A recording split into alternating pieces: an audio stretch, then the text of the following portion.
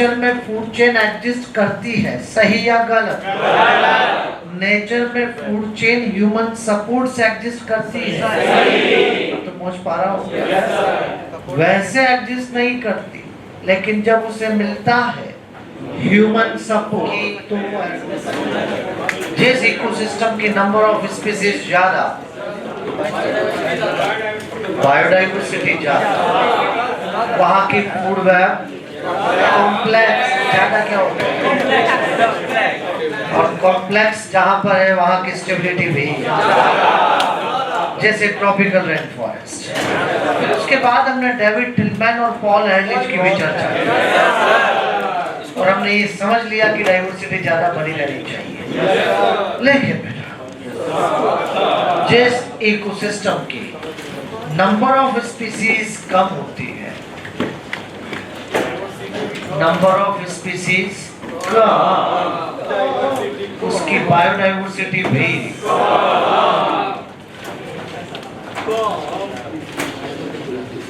ऐसे इकोसिस्टम के food web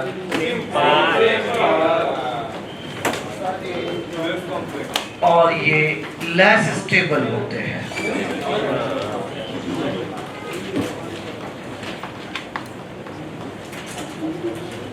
जैसे आप बच्चे जानते हैं,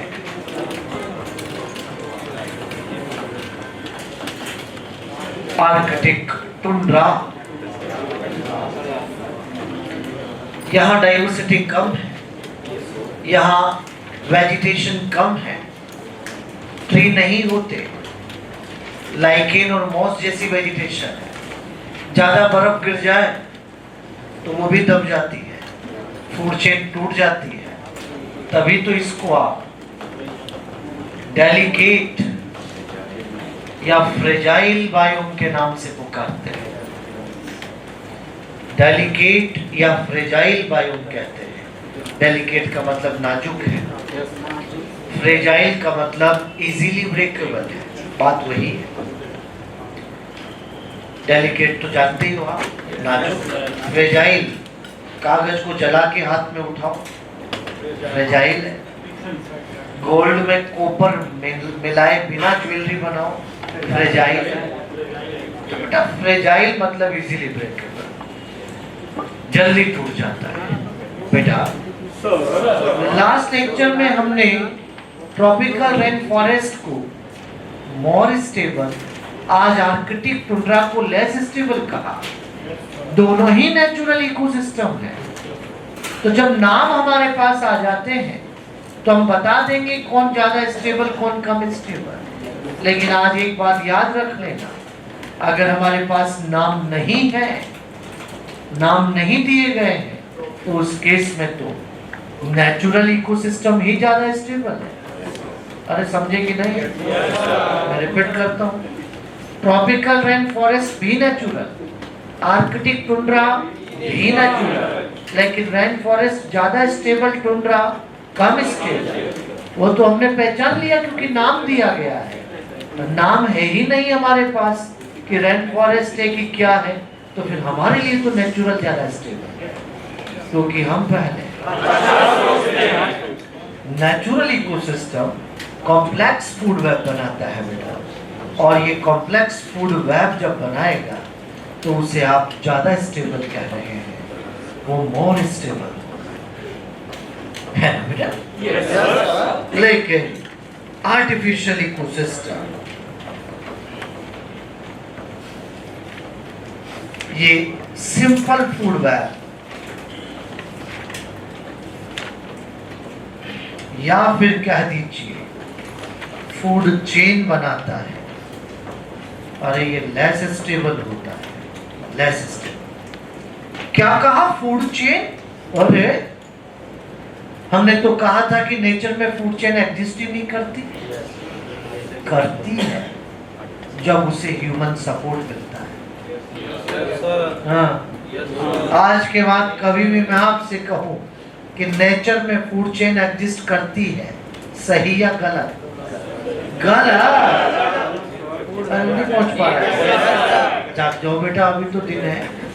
नेचर में फूड चेन एग्जिस्ट करती है, सही या गलत? नेचर में फूड चेन ह्यूमन सपोर्ट से एग्जिस्ट करती है, तो पहुंच पा रहा हूँ, वैसे एग्जिस्ट नहीं करती, लेकिन जब उसे मिलता है ह्यूमन सपोर्ट तो वो एग्जिस्ट करती है बेटा। तो यहाँ पर बच्चे ये ध्यान रखेंगे, नेचर में वैसे फूड चेन एग्जिस्ट नहीं। होम्योस्टेसिस ये शब्द वैसे तो हमने पढ़ लिया है, लेकिन चलो हल्का सा इसके बारे में लिख लो, हल्का सा। Self control, self regulation of an ecosystem that resists change, इसी को होम्योस्टेसिस कहते हैं। और स्टडी ऑफ होम्योस्टेसिस साइबरनेटिक्स कहलाती है। स्टडी ऑफ होम्योस्टेसिस साइबरनेटिक्स कहलाती है। ये क्वेश्चन आपको मॉड्यूल में मिलेगा, इसलिए लिख दिया, इसको रटने की जरूरत नहीं है। Study of homeostasis cybernetics. तो इस तरह से आज फूड वेब भी कंप्लीट हो गया। आओ बेटा पिरामिड की चर्चा करें, इकोलॉजिकल पिरामिड।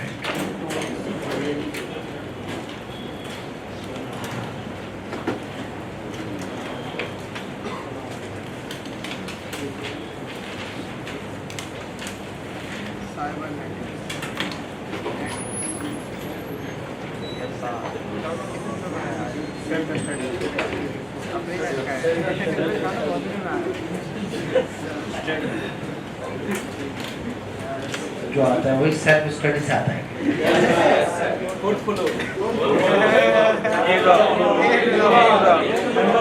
ए ब्लॉक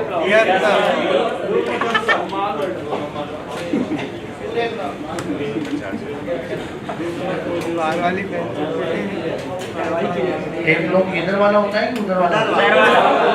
उधर वाला एक ब्लॉक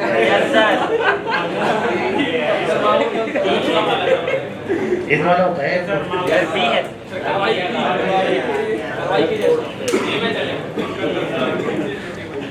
पूछेंगे इससे।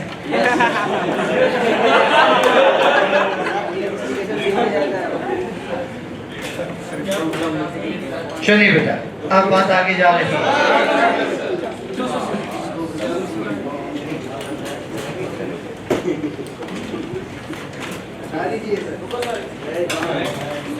पट्टा पलट तू बेटा।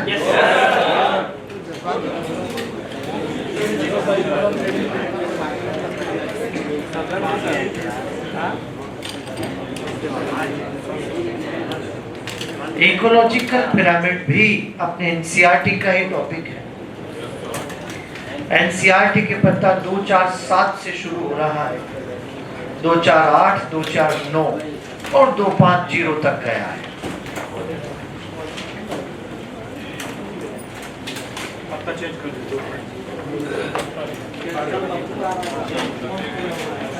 ठीक,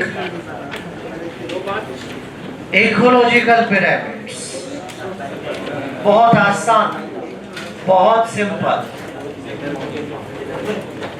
आप जैसे बच्चों के लिए कोई मुश्किल नहीं।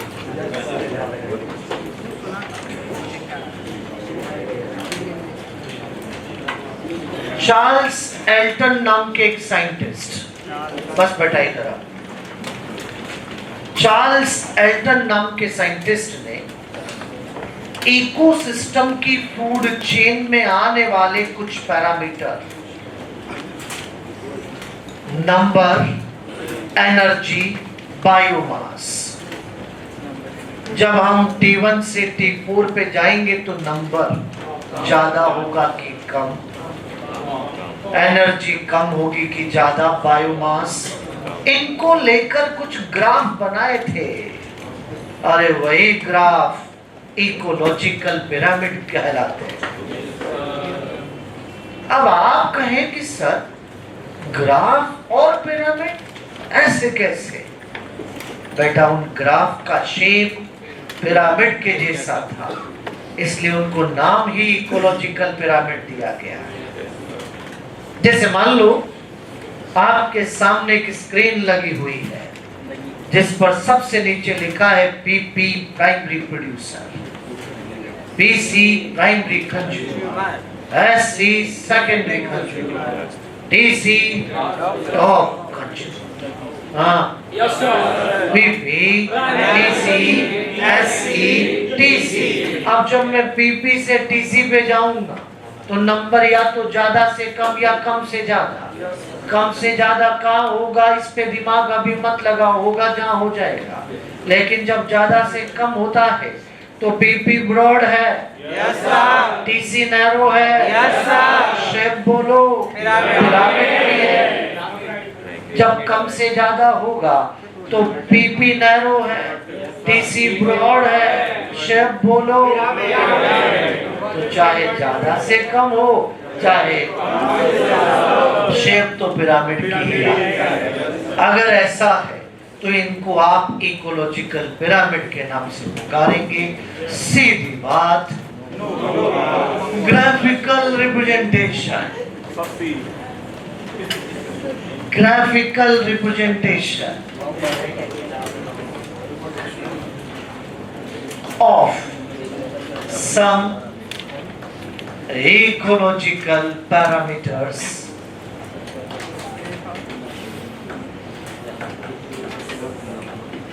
जैसे नंबर,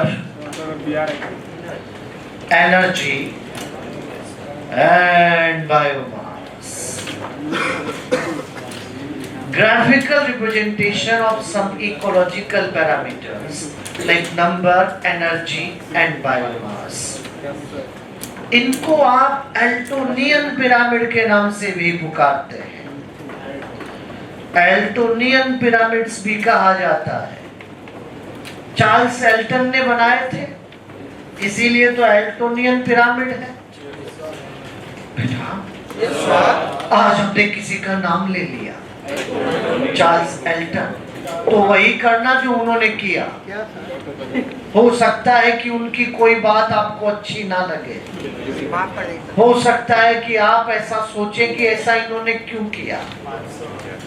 जैसे पहली बात तो यही अच्छी नहीं लगी रहे यार, फूड चेन लेके पिरामिड बना रहे हैं। अरे फूड चेन क्या नेचर में एग्जिस्ट करती है?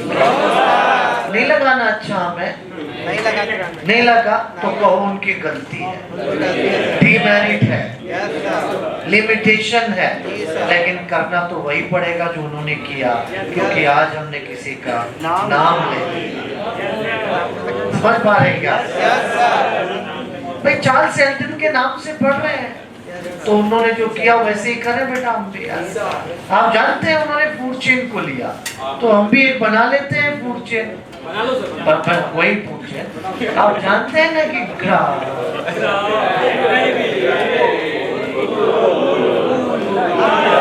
होता है बेटा यही।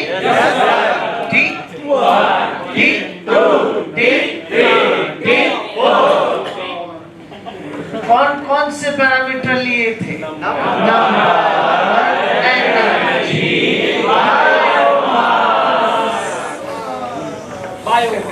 नंबर। मान लीजिए जैसे 1 लाख ग्रास है, 100 रैबिट है, 10 बैटरी है, नंबर में 10% लो एप्लीकेबल नहीं है, एनर्जी में एप्लीकेबल है।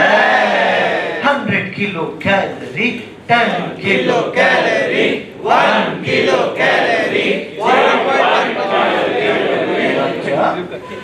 बेटा यहाँ पर बायोमास फ्रेश और ड्राई दो तरह से होता है। कौन ज्यादा अच्छा?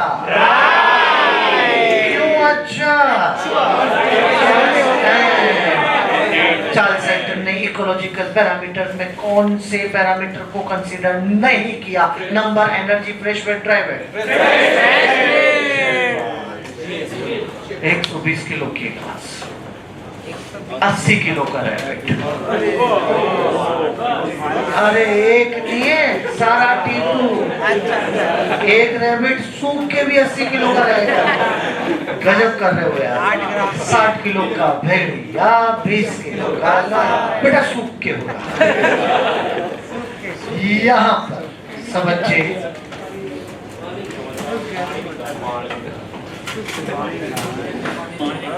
होशियारी नहीं चलेगी। जब पिरामिड आप बनाओगे तो पिरामिड का शेप या तो ऐसा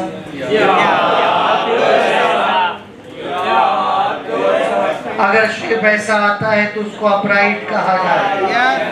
अगर शेप ऐसा आता है तो इन्वर्टेड है बेटा, डाउन राइट नहीं होता। डाउन राइट कोई शब्द नहीं है बेटा, अपराइट और इन्वर्टेड। चाहे अपराइट, चाहे अपराइट। एक बात सब बच्चे कान खोल के सुन लेना, यहाँ पर आपको पीपी को सबसे नीचे ही रखना है। अरे आज कह देना पीपी को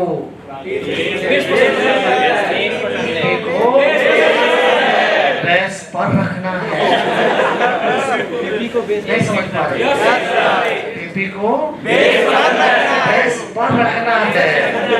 और अब इसके बाद में जब आप आगे की तरफ जाएंगे तो कहना पड़ेगा PP PC PP PC T1 T2 T3 T4 T1 T2 T3 T4। गजब बेटा। यहाँ पर आप जल्दी से मुझे बताओ, ग्रासलैंड इकोसिस्टम में नंबर पिरामिड अपराइट या इन्वर्ट है? क्यों अपराइट? ग्रास का नंबर ज्यादा, लाइन का कम, नीचे ब्रॉड ऊपर नैरो।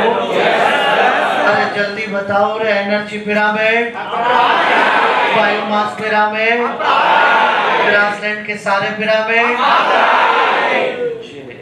आराम से लिखना, पहले एक शब्द सुन लो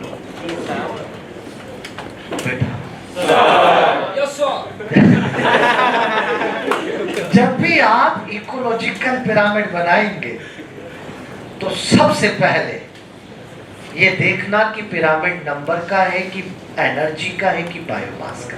पहली बात तो ये देख लो यार, है किसका नंबर, एनर्जी, ठीक, पहला ये देखो। फिर उसके बाद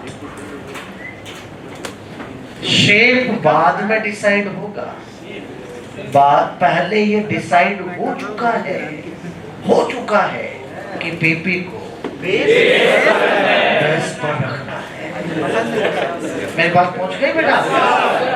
शेप तो अपने आप बाद में मिल जाएगा, लेकिन कुछ भी हो जाए, किसी भी हालत में जब पिरामिड बनेगा तो पीपी हमेशा सबसे नीचे ही रहेगा। शेप तो बाद में अपने आप आ जाएगा कि वो अपराइट है कि इन्वर्टेड। तो आपको ये बातें समझ में आ रही है सीक्वेंस? पहले तो देखो पिरामिड किसका है, नंबर, एनर्जी, बायोमास। फिर ये डिसाइड हो चुका है, अभी शेप का मुझे नहीं पता, ये डिसाइड हो चुका है कि पीपी को, और फिर अपने आप आपको शेप मिल जाएगा। देखते हैं अभी आगे, आप खुद ही बताओगे, मैं तो आगे आप जो कहोगे वो करता चलूंगा बेटा। तो यहाँ पर ये सब हो गया क्या? तो एक एक करके पिरामिड पढ़ लें फिर हम। जल्दी बेटा। और पिरामिड ऑफ नंबर में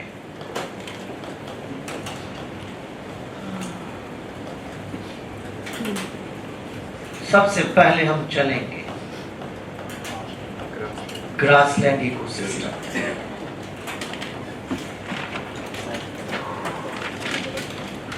और ग्रासलैंड इकोसिस्टम की फूड चेन अभी अभी आपके सामने है ही, वही फूड चेन हम यहाँ पर ग्रासलैंड के लिए ले रहे हैं, जिसमें आप सब देख ही पा रहे हैं 1 लाख ग्रास है, 100 रैबिट, 10 भेड़िए, 1 लाख। अभी अभी आपने मुझसे कह दिया कि पिरामिड अपराइट होगा, क्योंकि आप सब देख ही पा रहे थे कि ग्रास 1 लाख है।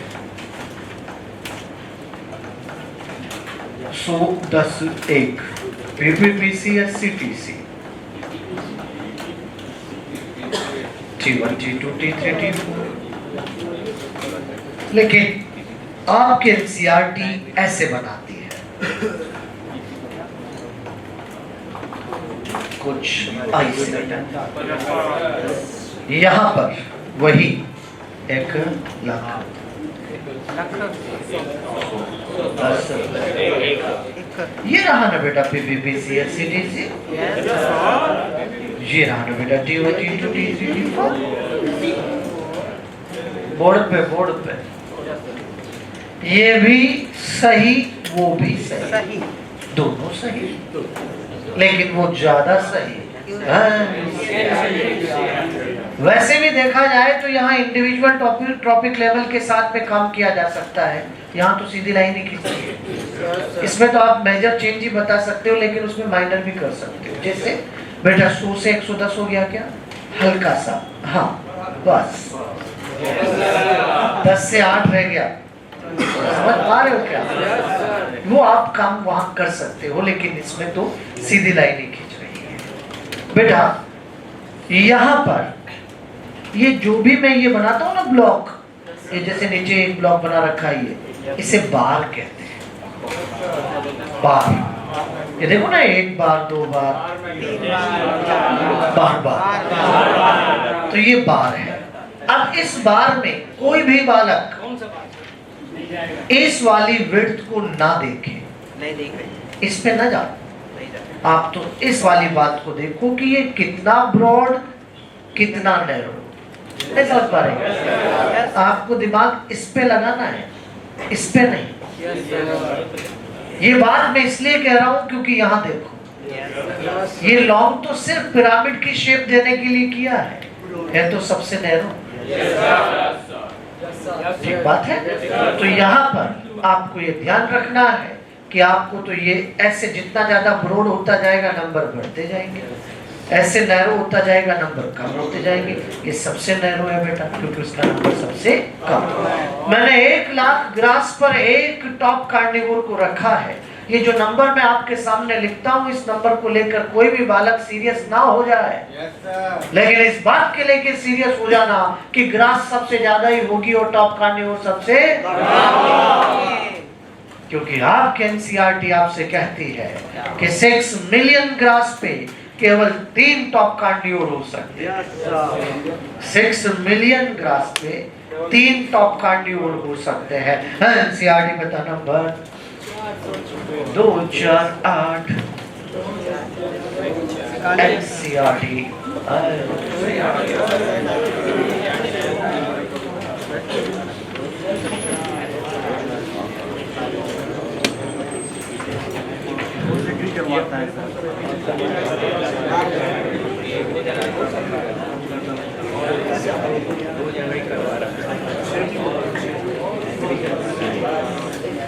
दो 4 8 ये वाला पिरामिड, और इस पिरामिड के नीचे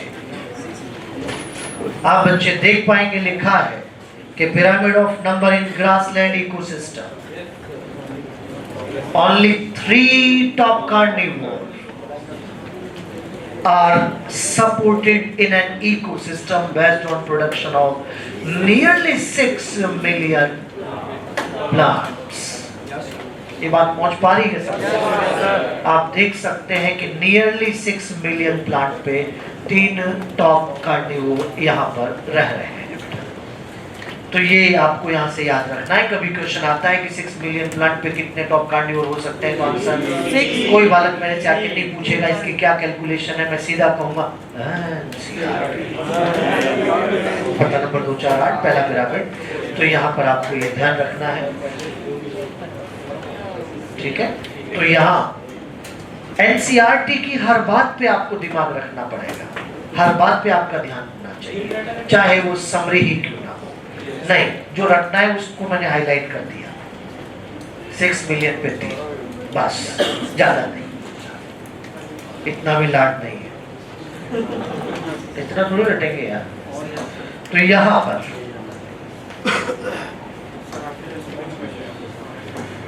ये हो गया ग्रासलैंड। अब आ जाओ बेटे ट्री इकोसिस्टम पे।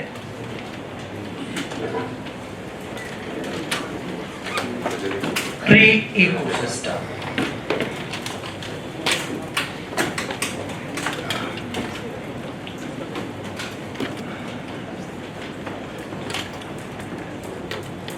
ये इको का मतलब इकोलॉजी नहीं, इकोसिस्टम है। ट्री इकोसिस्टम में तो फूड चेन वही पैरासिटिक वाली होगी, ट्री, बर्ड और पैरासाइट।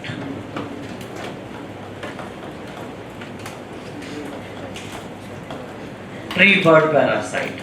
बेटा मामला ट्री है कि फॉरेस्ट? तो नंबर 1 होगा। एक से ज्यादा ट्री है तो फिर फॉरेस्ट लिखो ना।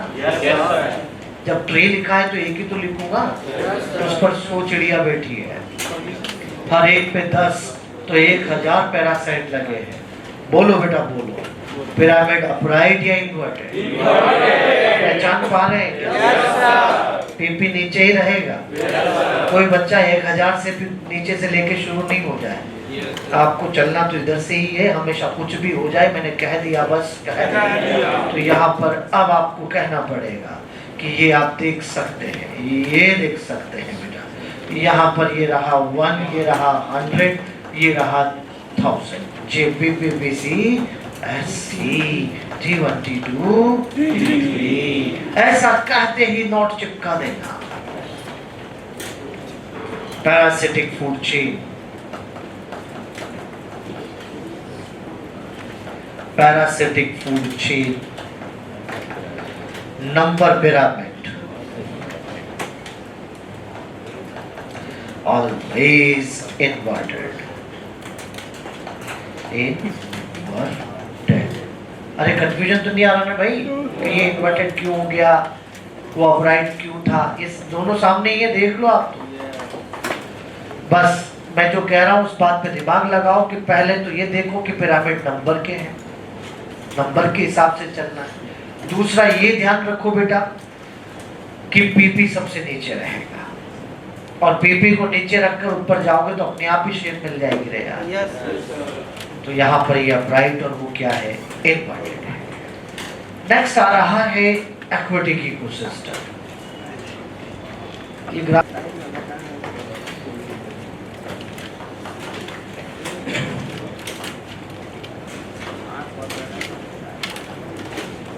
और एक्वेटिक इकोसिस्टम में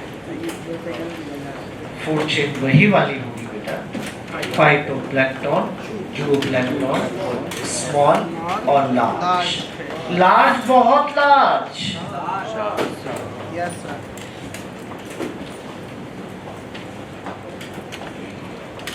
ठीक है। यहाँ पर 5 लाख फाइटोप्लैंक्टन के ऊपर 3 लाख जूप्लैंक्टन, 8000 छोटी और 3 बड़ी है। अपराइट ही आ रहा है।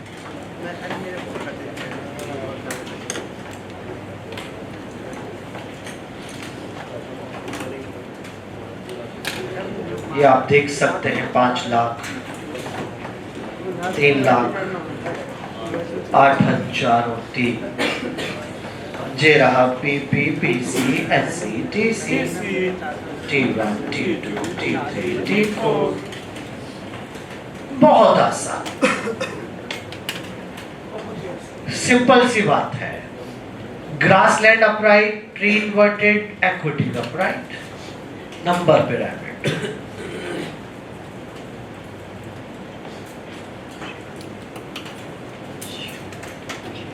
ये नंबर जो मैं लिखता हूं ये समझाने के लिए है, ताकि आपको अपने आप ही शेप मिल जाए।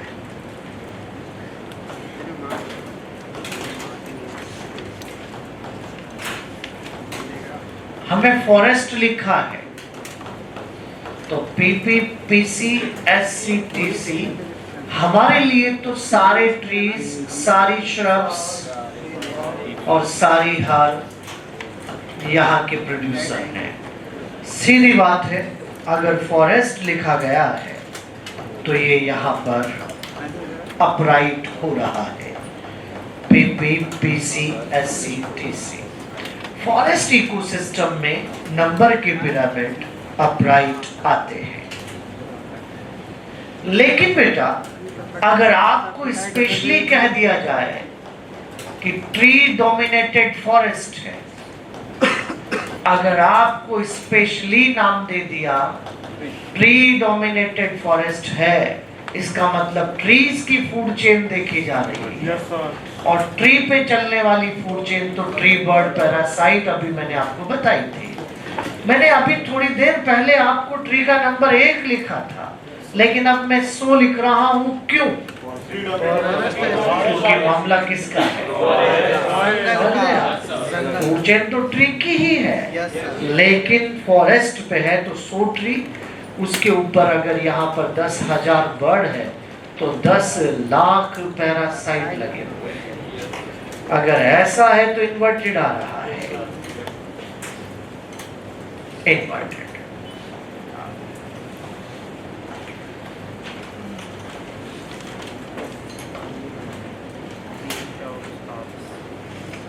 यहाँ पर ये 100, 10,000 एंड 10 लाख जे रहा PP, PC, SC, T1, T2, T3। Actually forest ecosystem कहना बात है AIPMT 2010 2010, लेकिन AIPMT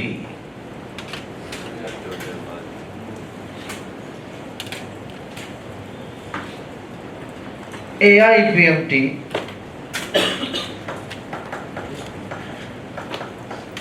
2012 में क्वेश्चन आया 2012, upright pyramid of number absent in, upright pyramid of number absent in, upright नहीं होता मतलब inverted। आपको inverted बताना है। आपके ऑप्शन है पॉन्ड, आपके ऑप्शन है ग्रासलैंड, आपके ऑप्शन में है लेक, आपके ऑप्शन में है फॉरेस्ट। देखा जाए तो आंसर एक भी नहीं है, क्योंकि चारों ही अपराइट है, पर कहीं चांस है इन्वर्टेड होने के, तो ट्री डोमिनेटेड फॉरेस्ट में ये रहा। तो हम किसी एक को तो चुने रहे चारों में से, और जब चारों में से किसी एक को चुनना पड़ेगा तो आप सब जानते हैं कि लेक और पॉन्ड तो किसी भी हालत में नहीं हो सकता, क्योंकि लेक और पॉन्ड में तो फाइटोप्लैंक्टन है, वो गजब के होते हैं नंबर में, क्योंकि नंबर देखो, नंबर पूछा जा रहा है बेटा। ग्रास भी छोटी है, नंबर में ज्यादा होगा, तो कहीं चांस से इन्वर्टेड होने का तो कौन है? फॉरेस्ट। तो आप बच्चे यहाँ पर देखो मॉड्यूल लाए होंगे आज तो आप, तो 126 पे चलो तो देखें क्या आता है। इसकी बात कर रहा हूं मैं, पेज 124 और क्वेश्चन 54 यही था। यहाँ पर पेज 126 क्वेश्चन 87 पिरामिड आप बनाओगे और फूड चेन मैंने लिखी tree, insect, small insectivorous bird जो इंसेक्ट को खाती है, और लार्ज बर्ड।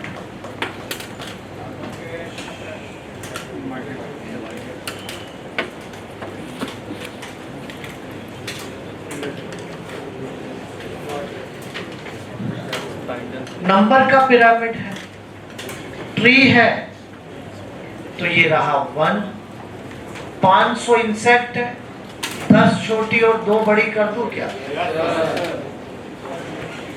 यही होगा।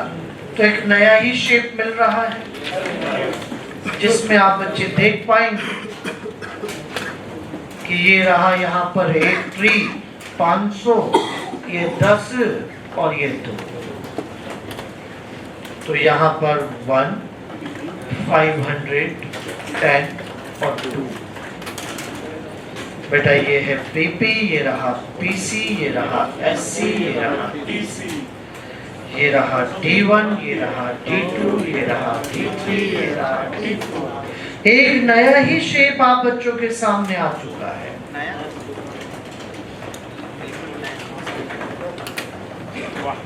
ये देखो, इस तरह के शेप को आप स्पिंडल शेप के नाम से पुकारते हो।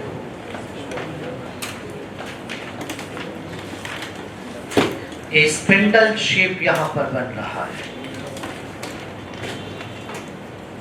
इस पिरामिड को आपके एनसीईआरटी बनाती है, इसके लिए बोलती है, तो कह रही है एनसीईआरटी कि ये उस जनरलाइजेशन का एक्सेप्शन है। जनरलाइजेशन मतलब चार्ल्स एल्टन की बात। चार्ल्स एल्टन कहा करते थे कि पिरामिड या तो अपराइट या इनवर्टेड। हमने कहा कि शेप नया भी हो सकता है। अरे चार्ल्स एल्टन गलत नहीं थे, हम भी सही हैं। आप कहें सर ये कौन सी बात हुई? वो गलत नहीं थे, हम भी सही हैं। चार्ल्स एल्टन गलत नहीं थे क्योंकि वो एक बार में एक तरह की फूड चेन लेते थे, या तो प्रीडेटरी या तो पैरासिटिक। हम भी सही हैं क्योंकि हमने इंटरकनेक्ट कर दिया और हम जानते हैं कि नेचर में सब इंटरकनेक्टेड है। जरा बोर्ड पे ध्यान से देखना, ट्री पर इंसेक्ट, पेन के नीचे देखो इन्वर्टेड है, नहीं पहुंचा क्या? ये इन्वर्टेड है। उसके बाद बर्ड इसको खा रही है, ये इसे खा रही है, पेन से ऊपर देखो अपराइट है। तो पैरासाइट इन्वर्टेड है और ऊपर की तरफ अपराइट है। इन्वर्टेड अपराइट, इन्वर्टेड अपराइट मिला दो तो बनेगा एनसीईआरटी पत्ता 249। एनसीईआरटी पत्ता 249। यहाँ बच्चे देख पाएंगे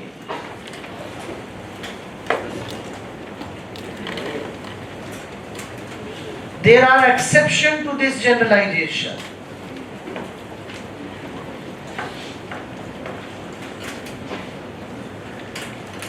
There are exceptions to this generalization. If you were to count the number of insects feeding on a big tree, what kind of pyramid? कौन सा पिरामिड आपको मिलेगा? तो आपका आंसर इन्वर्टेड होगा। पहले तो इंसेक्ट का ही पूछ रहा है, आगे कहाँ बढ़ा नहीं समझे। फिर उसके बाद now add an estimate of the number of small bird depending on the insects as also the number of larger bird eating the smaller. Draw the shape. कौन सा फाइनल शेप आपको मिलेगा? उसी में ऐड करवा दिया तो टोटल स्पिंडल हो जाएगा बेटा।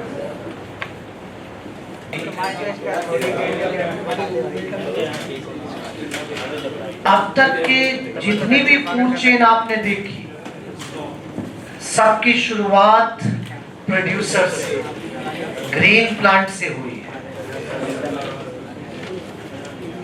और जिस फूड चेन की शुरुआत प्रोड्यूसर या ग्रीन प्लांट से होती है, उसमें डीकम्पोजर्स अलग से ट्रॉफिक लेवल। बेटा क्या कहा? इन्होंने डीकम्पोजर को सैप्रोफाइट को इंक्लूड नहीं किया। गलती है, कमी है, क्योंकि वो तो एसेंशियल पार्ट है इकोसिस्टम, होने चाहिए थे लेकिन नहीं आए। हम खुश भी हैं क्योंकि अगर डीकम्पोजर आ जाते तो 10% लॉ अप्लाई नहीं हो पाता। डीकम्पोजर नहीं है, बिना सोचे समझे 10% लॉ एप्लीकेबल है। हायर ट्रॉफिक लेवल में एनर्जी कम कम कम, energy pyramid always energy pyramid always.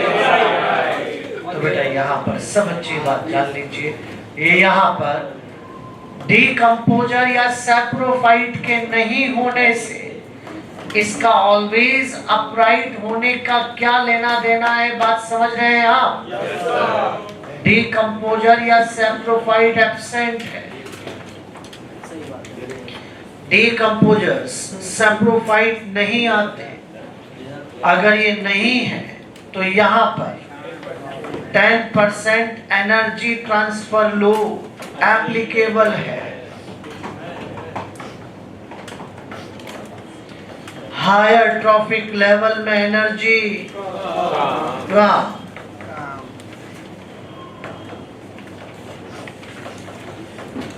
Higher trophic level energy decrease हो रही है। एनर्जी पिरामिड ऑलवेज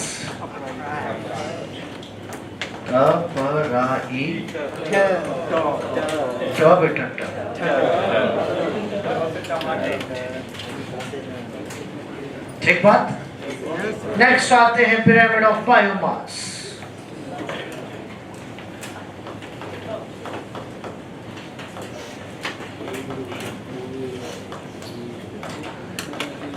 और पिरामिड ऑफ बायोमास में ड्राई वेट लेना है। सबसे पहले चलते हैं ग्रासलैंड पे ही, और ग्रासलैंड की फूड चेन में वही है बेटा, grass, rabbit, wolf, lion. 120 kilo की घास, 80 किलो का रैबिट, 60 किलो का भेड़िया, 20 किलो का लॉयन। आप समझ ही गए, आपने कह ही दिया था पहले भी, ये तो आप राइट है। आप राइट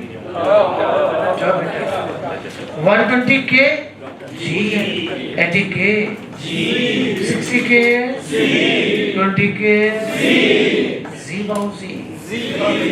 यहाँ पर पीपी, पीसी, एससी, टीसी।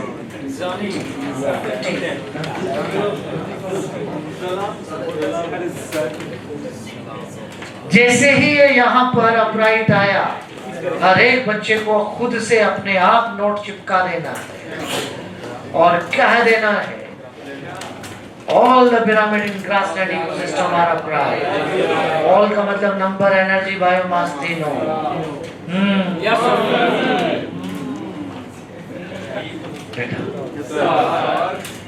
क्या नंबर अपराइट था? नंबर अपराइट, बायोमास है, एनर्जी होगा, था, है,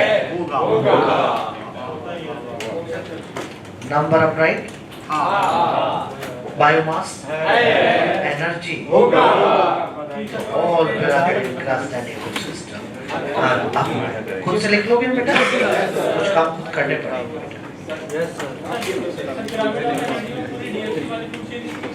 पूरी इसके कमी है, लिमिटेशन, गलती।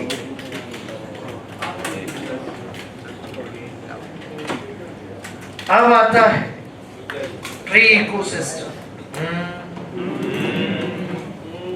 बतिया देने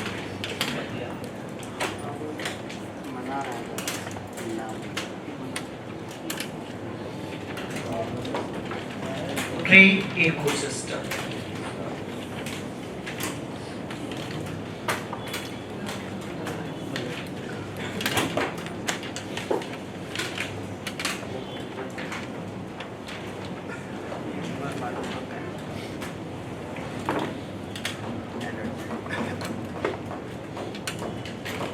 और ट्री की फूड चेन तो वही वाली है, ट्री, बर्ड, पैरासाइट। एक बात बताओ, अब हम पिरामिड किसका बना रहे हैं? नंबर, एनर्जी, बायोमास, किसका?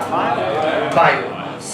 नंबर में तो ट्री एक था, बोर्ड पे नंबर में तो ट्री एक था, लेकिन बायोमास में तो सबसे ज्यादा, क्योंकि सबसे बड़ा है। अगर ऐसा है तो मान लीजिए 100 किलो का ट्री यहाँ है, 10 किलो की चिड़िया, और 1 पाव पैरासाइट। जानते हो ना बेटा पाव? बेटा 1 पाव वैसे ज्यादा हो गया यार, 100 ग्राम ही बहुत था, लेकिन कोई दिक्कत नहीं, 1 पाव हो जाए। यहाँ अरे पिरामिड की शेप बताओ, पिरामिड की शेप बोलो रे। इन्वर्टेड या राइट? 3 इकोसिस्टम नंबर पिरामिड क्या था? बायोमास क्या है? ये पहुंच पा रहा है कि नहीं? यहाँ पर ये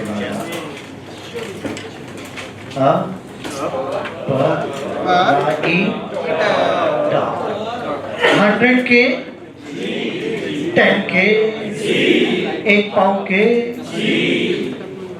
1 पाव के PPBCSC T1 T2 T3। बेटा एक बात सोचो, क्या मैं नंबर आपको पढ़ा रहा था तब आपको ओशियन लेक पॉन्ड में अलग अलग लेके गया क्या? नहीं, यहाँ जा रहे हैं हम, कोई बात जरूर है, वरना यहाँ भी सीधा इक्विटी की लिखते हैं ना। ऐसा क्यों हो रहा है देखते हैं। ओशियन फूड चेन तो वही होगी, phyto plankton, small fish, large बहुत लार्ज बहुत लार्ज। अरे वो शार्क है बेटा। अब यहाँ पर फाइटोप्लैंक्टन के नंबर बहुत ज्यादा, लेकिन बायोमास बहुत कम, क्योंकि छोटे माइक्रोस्कोपिक। अरे टोटल वजन का मैक्सिमम पानी है यार, और जब टोटल वजन का मैक्सिमम पानी है तो उस केस में उसका ड्राई वेट बहुत कम होता है। यहाँ पर बेटा याद रखेंगे, जैसे मान लीजिए 10 किलो के फाइटोप्लैंक्टन है, तो उसके ऊपर 20 किलो के जूप्लैंक्टन, 60 किलो की छोटी, 100 किलो की बड़ी, क्योंकि बड़ी बहुत बड़ी शार्क है बेटा। बताइए पिरामिड का शेप क्या रहा? इनवर्ट। कंज्यूमर का बायोमास प्रोड्यूसर से ज्यादा, कंज्यूमर का बायोमास प्रोड्यूसर से यार सर्वाइवल कैसे हो? Multiplication power. कंज्यूमर प्रोड्यूसर से ज्यादा दिख रहे हैं बायोमास में, फिर भी रह लेते हैं। क्यों? क्योंकि फाइटोप्लैंक्टन का मल्टीप्लिकेशन पावर भयंकर है, ज्यादा है बेटा, इसलिए रह पाते हैं। आपके एनसीईआरटी भी कह रही है कि ओशियंस में फाइटोप्लैंक्टन का बायोमास जो स्मॉल और लार्ज के कंपैरिजन में बहुत कम होता है। यहाँ बायोमास के पिरामिड जनरली इन्वर्टेड है। क्या कहा? जनरली? अरे सीधा सीधा ही कह देती इन्वर्टेड। ये जनरली कहने की क्या जरूरत पड़ेगी? क्योंकि ये कभी कभार अपराइट हो जाते हैं। In case of water Bloom, जब ब्लूम आते हैं तो सरफेस पर इतनी इतनी इतनी एल्गी फैल जाती है कि नीचे ऑक्सीजन कम, एक्वेटिक एनिमल मर जाएगा। जब एनिमल कम, एल्गी ज्यादा, तो अपराइट होगा कि नहीं? शेपो पहले लिखो। In case of water Bloom, इसी में यहीं पर, in case of water Bloom it may be upright, it may be upright, but generally inverted.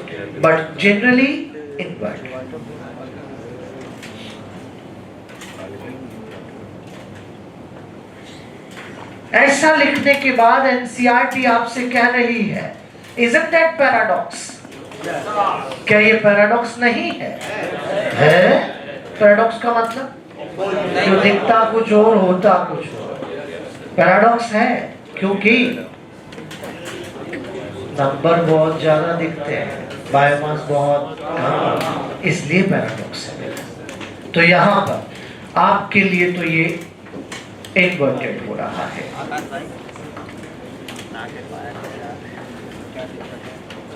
10 के जी, 20 के, 60 के, 100 के, PPPC, SC, हाँ पढ़ लीजिए। एनसीईआरटी पता नंबर 249, पता नंबर 249, वही है। हाँ, the pyramid of biomass in C is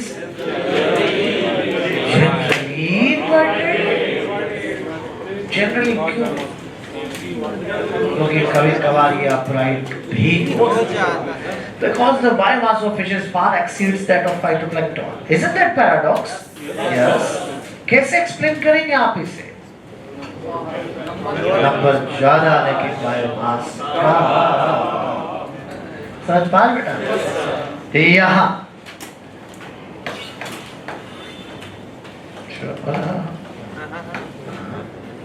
अच्छा,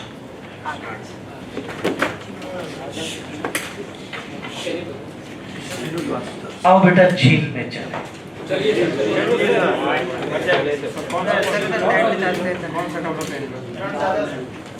ठंड ज्यादा है, तो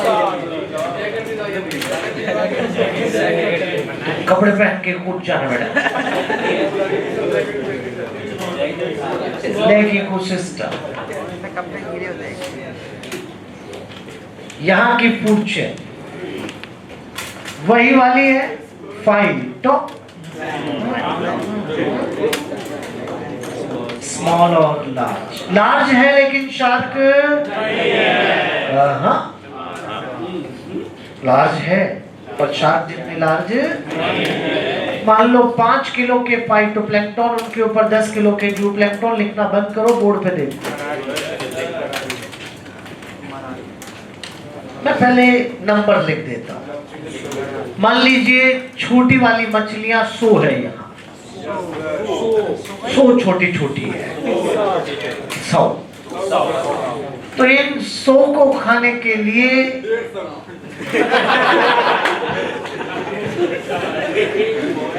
100 को खाने के लिए बड़ी वाली कितनी होनी चाहिए?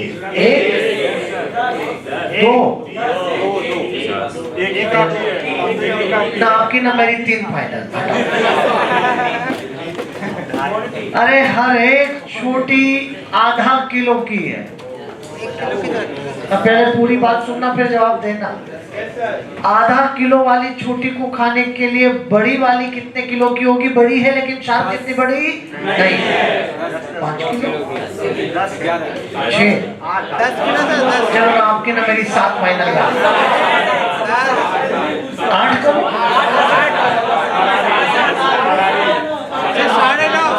अब ऐसे थोड़ी चलेगा। चलो ये लो 10 किलो, जाओ 10 किलो। बताओ बताओ ये कितना हो रहा है? कितना हो रहा है? बड़ी वाली का बायोमास छोटी से कम। बड़ी है लेकिन शार्क जितनी बड़ी स्पिंडल हो जाएगा। ये अलग था कुछ, इसलिए अलग से झील में गए हैं, वरना सीधे एक्वेटिक में चले जाते। नहीं पहुंच पा रहा क्या? पहुंचेगा बेटा। अगर ऐसा है तो यहाँ पर एक नया ये वाला शेप 50, 10, 5 और 30, 5 के जी, 10 के, 50 के, 30 के, PPPC, SCTC।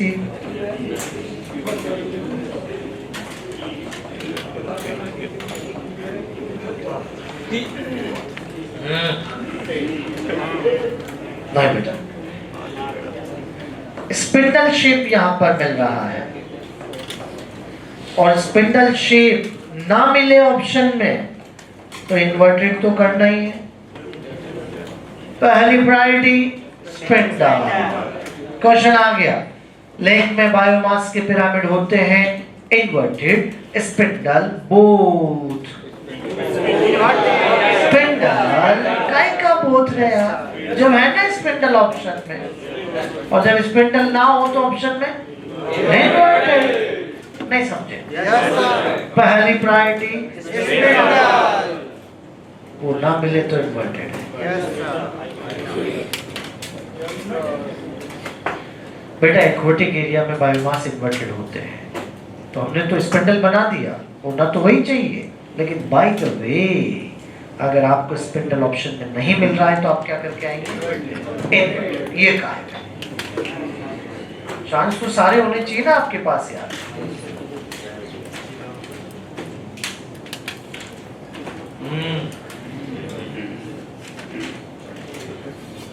बहुत बढ़िया रहे हैं पीछे वाले बच्चे।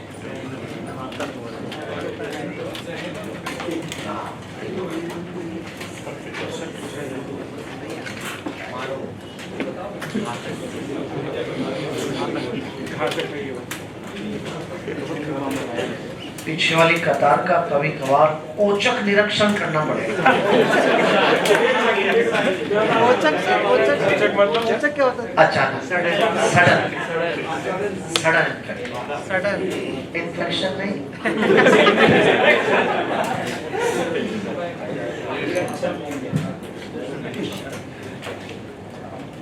बहुत अच्छे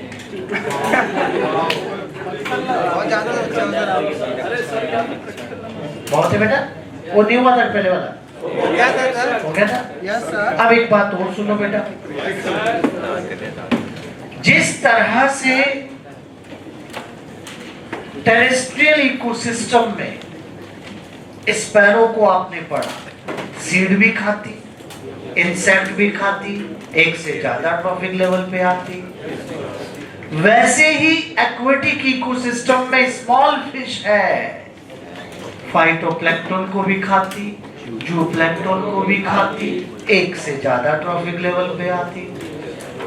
अगर कभी आपको ऐसी फूड चेन लिखी मिल जाए, phytoplankton, small fish, large fish, बिल्कुल सही होगा, यहां पर कोई दिक्कत वाली बात नहीं है। क्वेश्चन आ गया जी, सुन के आंसर दीजिएगा। एक्वेटिक इकोसिस्टम में उस ऑर्गेनिज्म का नाम बताइए जो एक से ज्यादा ट्रॉफिक लेवल पे है। Small fish, frog, both. Small fish, frog, both.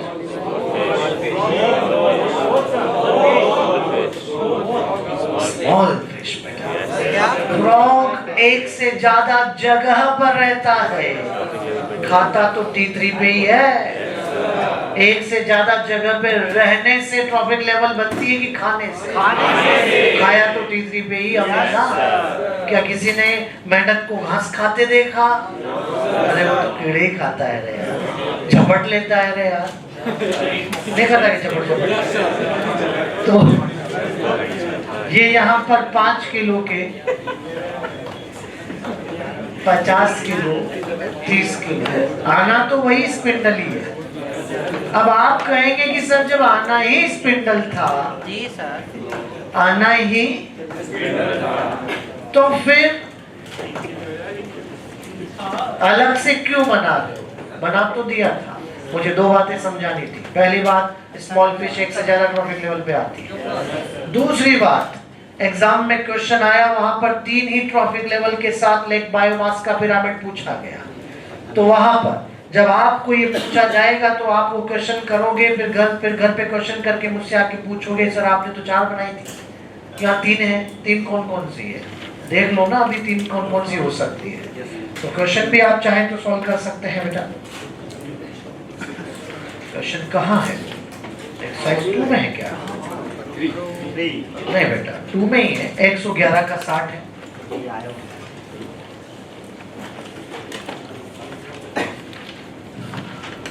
Page 111 question 60।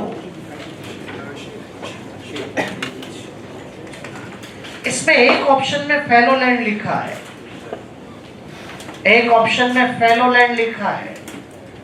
Fellow का मतलब बंजर होता है, जिसका कोई पिरामिड नहीं बनेगा। एक ऑप्शन में यहां स्प्रिंग लिखा है। स्प्रिंग का मतलब झरना है। झरना होता है वाटरफॉल, झरना नहीं।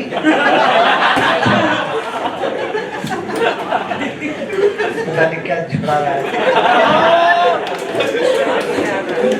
झरना बेटा, वाटरफॉल।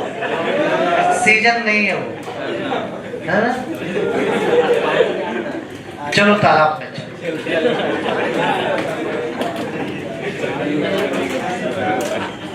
क्या हो रहा है तुम्हें आजकल? ज्यादा घातक नहीं हो रहे? रहा नहीं जा रहा। करेंगे आपके पिताजी से बात।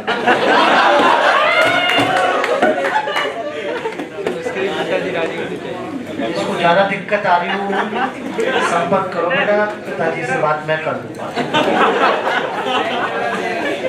उसके पापा नंबर लिखिए ना। Bond bond ecosystem.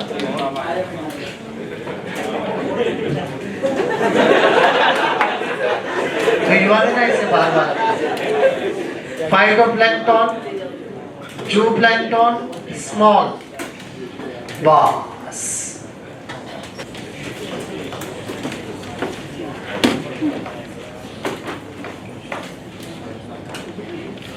Most of pyramid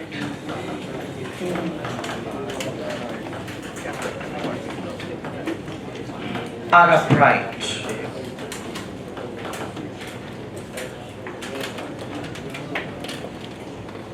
Most of pyramids are upright. लेकिन दो जगह पर आपको इन्वर्टेड भी मिला।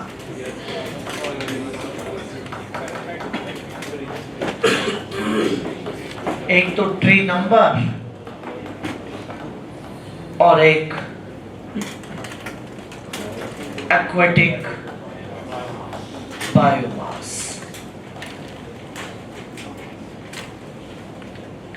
ट्री नंबर, एक्वेटिक बायोमास, ये इन्वर्टेड रहा।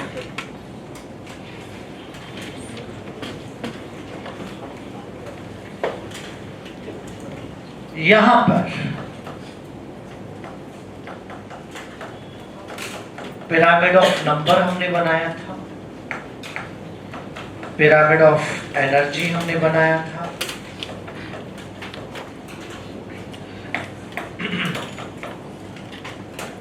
पिरामिड ऑफ बायोमास भी हमने बनाया।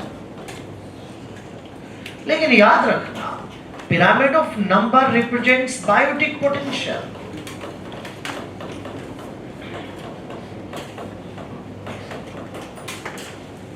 1,00,000 ग्रास, 100 रैबिट, 10 भेड़िए, 1 लॉइन।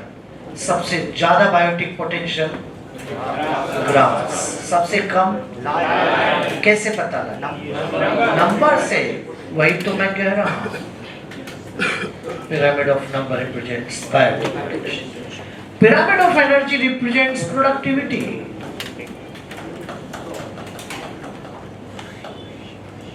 और pyramid of biomass represents standing crop arouse। एक नया शब्द, एक नई टर्म आ गई, स्टैंडिंग क्रॉप। किसे कहते हैं स्टैंडिंग क्रॉप?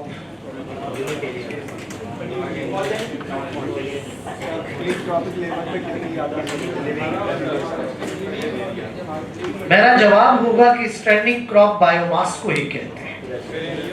फिर आप कहेंगे कि बायोमास कहना क्या गलत है जो नया नाम दे रहे हो?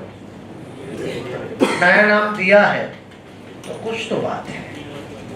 आओ, बात क्या है चर्चा करते हैं। चल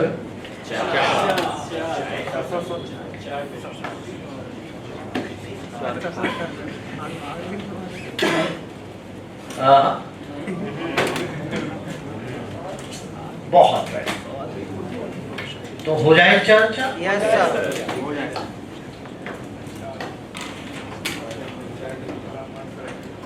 स्टैंडिंग क्रॉप,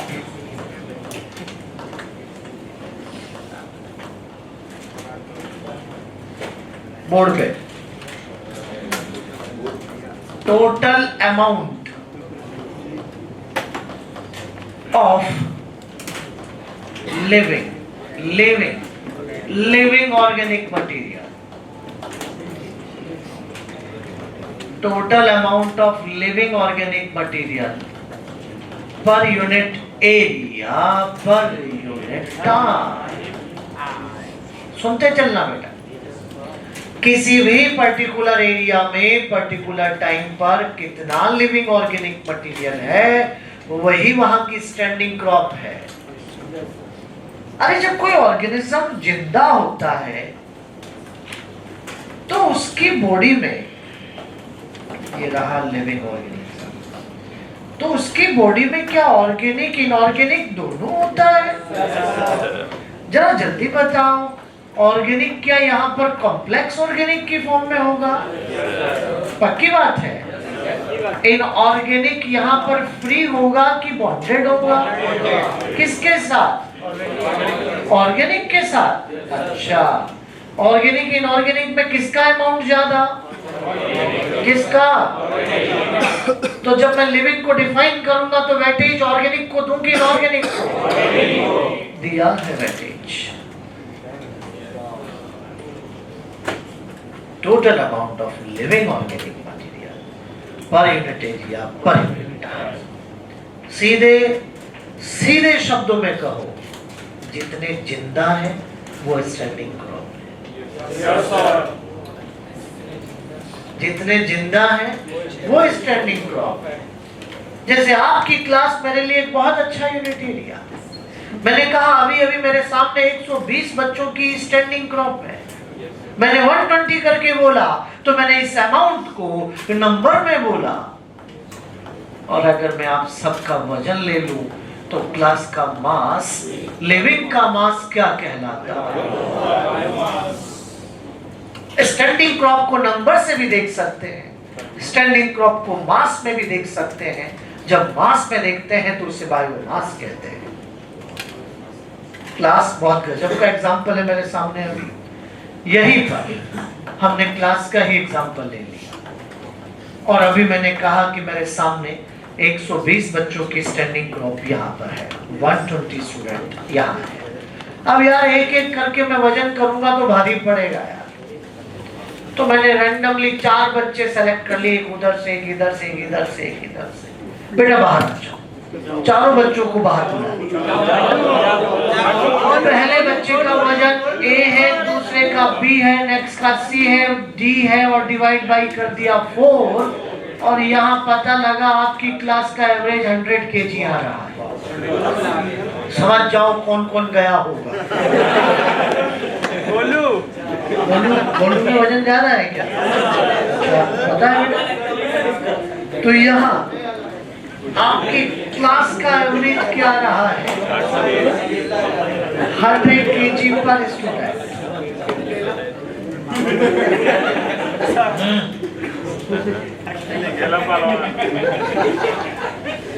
अभी अभी मेरे सामने 12,000 किलोग्राम का स्टैंडिंग क्रॉप है। 12,000 किलो है। ठीक है, ये फ्रेश है कि ड्राई? फ्रेश। मामला फ्रेश ही है बेटा। लेकिन अगर मैं आप सबको सुखा दूं तो 1200 किलो बचेगा, वो क्या हो जाएगा? Dry weight. यहाँ तक की बात की सबको क्लियर है? अब तो मैंने बाहर नोटिस बोर्ड पे लगा दिया 100 kg पर स्टूडेंट, क्योंकि आपकी फ्लोर पे जितनी भी क्लास चल रही है सबके बच्चे लगभग बराबर हैं, लगभग बराबर के हैं। तो अब मुझे पास वाली क्लास में जाने की जरूरत ही नहीं पड़ती। मैं काउंटर पर्सन से पूछता हूँ कि उधर कितने, कि 150। ओह 15,000 किलो आया होगा। कि उससे उधर कितने? 100। ओह 10,000 किलो आया होगा। लेकिन एक दिन हम एक स्कूल में चले गए, जहां पर एक रूम में नर्सरी और एक पे 12th क्लास बैठी है, क्या हम ऐसे कॉमन नोटिस बोर्ड पे लगा पाएंगे? फिर तो बायोमास ही लेना पड़ेगा। मेरे शब्दों से समझ जाओ, जब बराबर के इंडिविजुअल होते हैं तो नंबर चल जाते हैं, लेकिन अगर छोटा और बड़ा है तो असली वेटेज बायोमास को है बेटा, असली वेटेज बायोमास। मुझे आंसर सही और सटीक मिलना चाहिए हर एक बच्चे का किसी भी हालत में। एक हाथी 1,00,000 चींटियां, एक हाथी 1,00,000 चींटियां, किसकी स्टैंडिंग क्रॉप ज्यादा? हाथी की ज्यादा, क्योंकि उसके पास लिविंग ऑर्गेनिक मटेरियल। मैं जो नेक्स्ट स्टेटमेंट बोल रहा हूँ सही लगे तभी हाँ, वरना मैं जो कह रहा हूँ सच कह रहा हूँ। सच किसी फाइटोप्लैंक्टन का नंबर ज्यादा है लेकिन स्टैंडिंग क्रॉप कम है बेटा। हर एक ट्रॉफिक लेवल पर, चाहे T1, चाहे T2, चाहे T3, चाहे T4, एक पर्टिकुलर टाइम पर particular certain amount of standing crop होती है बेटा। जैसे मैंने आपको अभी एग्जांपल दिया था, तो उसके अंदर आप बच्चों ने देखा तो कि T1 पर 120 किलो, क्या हमेशा T1 120 किलो रहेगा? नहीं रे बेटा, ये तो बदल भी सकता है।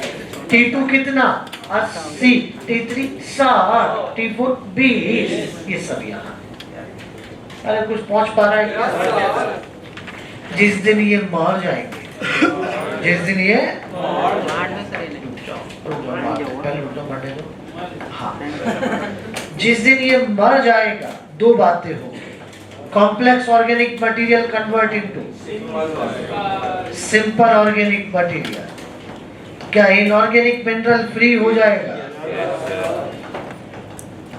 इनऑर्गेनिक मिनरल फ्री हो रहा है।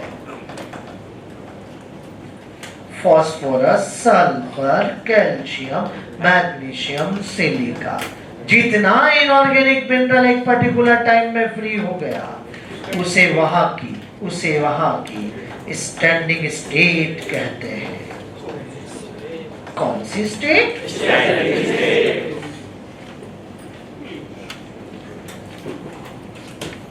नहीं बोला? देखते हैं अगले जो स्टेटमेंट आ रहे हैं उन पे गौर करो बेटा। तेज बरसात हो गई, टॉप सॉइल बह गई, स्टैंडिंग स्टेट कम हो गई। सही कहा कि नहीं कहा? पतझड़ का सीजन है, क्रॉप कम हो रही है, स्टेट पर। ये रहा जिंदा आपके सामने, इसकी बॉडी से इनऑर्गेनिक हटा के देख लोगे क्या? दोबारा सुनो, स्टैंडिंग क्रॉप में इंक्लूड करते हैं ऑर्गेनिक इनऑर्गेनिक बोथ ऑप्शन में नहीं है। वेटेज ऑर्गेनिक पे जाएंगे। नहीं समझ पाते? ओनली कहा क्या? लिविंग ऑर्गेनिक मटेरियल, वेटेज उसको है, इनऑर्गेनिक को भी तो लिया जाएगा। ये तो अभी समझाया मैंने कि ऑर्गेनिक इनऑर्गेनिक दोनों होता है, वेटेज किसको दूं? और बोथ आएगा तो बोथ करो। यहाँ पे आपने बताया सर फाइटोप्लैंक्टन का जो मास है कम रहता है सर, वो मतलब ड्राई वेट की बात कर रहे हैं या सर? वो हमेशा बायोमास ड्राई वेट में ही सोचा करो बेटा। सर स्टैंडिंग क्रॉप में भी मतलब वही ड्राई वेट? हाँ नेचुरली, वो लिखा मैंने उधर। ये देखो ना, इसको हम फ्रेश और ड्राई दोनों में ले रहे हैं। और नहीं समझ में आ रहा था, एनसीईआरटी पत्ता नंबर 247 सेकंड पैराग्राफ पढ़ो। 7